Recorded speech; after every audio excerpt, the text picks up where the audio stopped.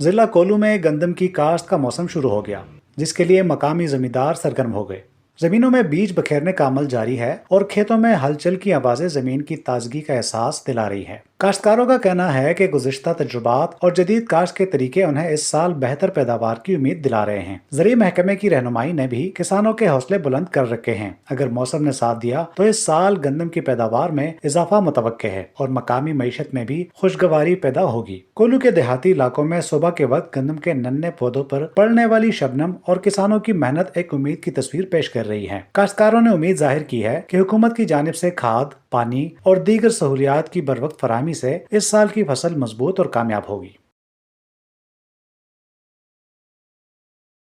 کولو شہر کے علاقے لنگاڑی میں میر ظفر واٹر پلانٹ کی تنصیب اپنے آخری مراحل میں داخل ہو گئی ہے۔ اس منصوبے کو صوبائی حکومت کی خصوصی توجہ اور تعاون کے تحت مکمل کیا جا رہا ہے۔ واٹر پلانٹ کے مکمل ہونے کے بعد علاقے کے باشندوں کو صاف اور معیاری پینے کا پانی دستیاب ہوگا، جس سے پانی کی قلت کے مسئلے میں واضح کمی آئے گی اور مقامی آبادی کی معیار زندگی میں بہتری کی توقع ہے۔ عوامی حلقوں نے منصوبے کی تکمیل پر حکومت بلوچستان کا شکریہ ادا کیا اور کہا کہ یہ اقدام لنگاڑی کے عوام کے لیے ایک بڑی سہولت ثابت ہوگا، جبکہ علاقہ مکین امید کر رہے ہیں کہ منصوبے کے مکمل ہونے سے صحت اور روزمرہ زندگی کے معیار میں نمایاں بہتری آئے گی۔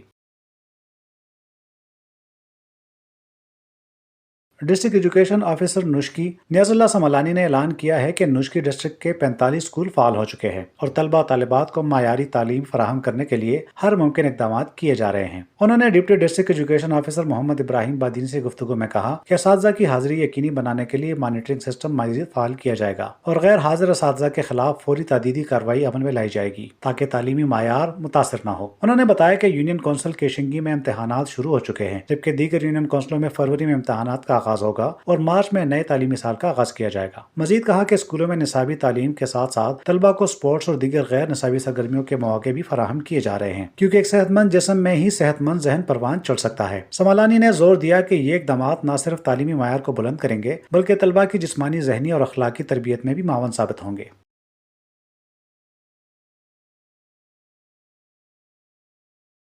آواران گیشکور کے علاقے سنڈوم ہائی اسکول میں طلباء و طالبات کو طویل عرصے سے پینے کے پانی کی کمی کا سامنا تھا، جس کی وجہ سے تعلیمی سرگرمیاں متاثر ہو رہی تھیں۔ اس دیرینہ مسئلے کے حل کے لیے سکول میں بور اور سولر سسٹم کی تنصیب کا کام شروع کر دیا گیا ہے۔ شہریوں کے مطابق اس منصوبے کی تکمیل کے بعد سکول کو مستقل بنیادوں پر پانی کی فراہمی ممکن ہوگی، جبکہ سولر سسٹم کی بدولت بجلی کی کمی کے باوجود پانی کی دستیابی برقرار رہے گی۔ مقامی لوگوں اور والدین نے اس اقدام کو خوش آئند قرار دیا اور کہا کہ پانی کے اس دیرینہ مسئلے کے حل سے نہ صرف بچوں کی تعلیم میں بہتری آئے گی بلکہ سکول کا مجموعی تعلیمی ماحول بھی بہتر ہوگا۔